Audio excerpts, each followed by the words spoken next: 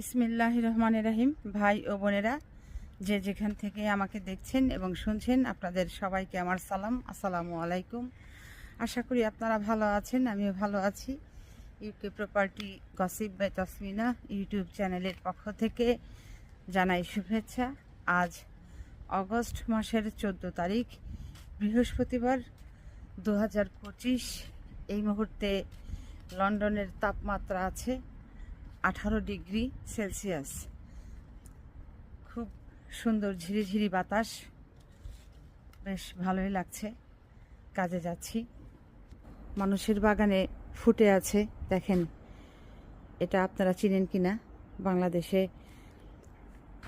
অনেকের বাড়িতেই বাগানে এই ফুলের গাছটি আপনারা লাগান।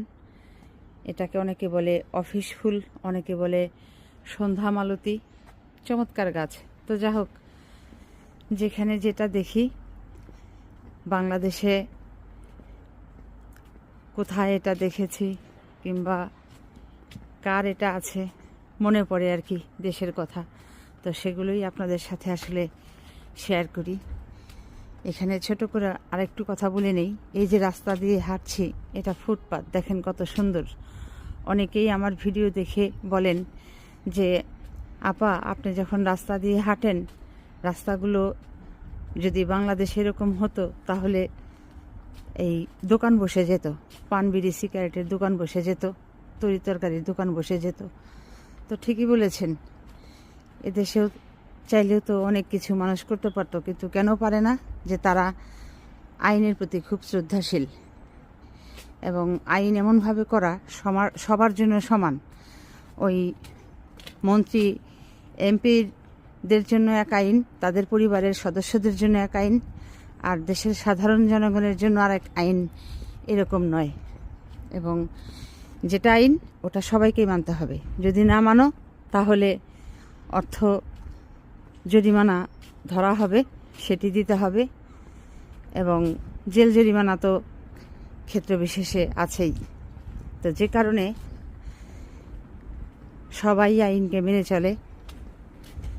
তো যাই হোক, আসলে আজ আপনাদের সাথে যে বিষয়টি নিয়ে কথা বলতে চাচ্ছি, সেটা হলো যে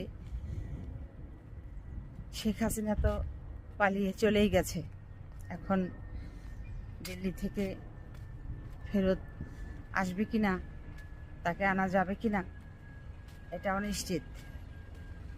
এমত অবস্থায় আওয়ামী লীগের নেতৃত্ব কে দিবে? সবই তো এখন আওয়ামী লীগের শূন্য হয়ে গেছে। তো সে বিষয়টি নিয়ে আসলে অল্প কিছু কথা বলতে চাচ্ছি। গত 5ই আগস্ট 2024 শেখ হাসিনা বাংলাদেশ থেকে যখন পালিয়ে ভারতের দিল্লির উদ্দেশ্যে চলে গেল, তখন বাংলাদেশের যারা আওয়ামী লীগের নেতাকর্মী সমর্থক আছে, তারা ভেবেছিল যে আওয়ামী লীগের যিনি সভানেত্রী শেখ হাসিনা, তিনিই হয়তো এই আওয়ামী লীগের নেতৃত্বে থাকবেন। কিন্তু দিন যত যেতে থাকলো, মাস যেতে থাকলো, তখন তাদের ভেতরে প্রশ্ন উঠল যে যে ধরনের অপরাধ শেখ হাসিনা বাংলাদেশে বিগত 15-16 বছর করেছে, এবং সেই অপরাধের দায়ী সাব্যস্ত হয়ে একের পর এক শেখ হাসিনার উপরে যে মামলা আসছে, তাতে করে খুব সহসাই দিল্লি থেকে শেখ হাসিনার পক্ষে বাংলাদেশে ফেরা আর সম্ভব হবে না। তখন তাদের মাথায় আবার আরেক রকমের চিন্তা, আওয়ামী লীগের সমর্থকদের মাথায় আরেক রকমের চিন্তা ঘুরপাক করতে থাকলো, যে তাহলে কি আওয়ামী লীগের নেতৃত্ব শেখ হাসিনা তার পুত্র সজীব ওয়াজেদ জয়কে দিয়ে দিবে, নাকি তার কন্যা সাইমা ওয়াজেদ পুতুলকে দিয়ে দিবে? এরকমটা নানান ধরনের প্রশ্ন বাংলাদেশে আওয়ামী লীগের যারা নেতাকর্মী সমর্থক আছেন তাদের মাথায় ঘুরপাক করতেছিল। কিন্তু দিন যত আবার গড়াতে চলল, মাস যেতে থাকলো, তখন দেখা গেল যে এই শেখ হাসিনা পুত্র সজীব ওয়াজেদ জয় এবং কন্যা সাইমা ওয়াজেদ পুতুল, এদেরও পক্ষে এই আওয়ামী লীগের সভানেত্রী হয়ে কিংবা দলীয় প্রধান হয়ে নেতৃত্ব দেওয়াটা কঠিন। কেননা তাদের নামেও যে পরিমাণ বাংলাদেশে অপরাধের কারণে এই মামলা দায়ের হয়েছে, তাদের পক্ষেও আসলে দেশে ফেরা সম্ভব না। আওয়ামী লীগের সভাপতি হয়ে কিংবা আওয়ামী লীগের সভা প্রধান হয়ে নেতৃত্ব দেওয়াটা সম্ভব না। সেদিকে থেকেও তারা আশার আলোটা হারিয়ে ফেলল।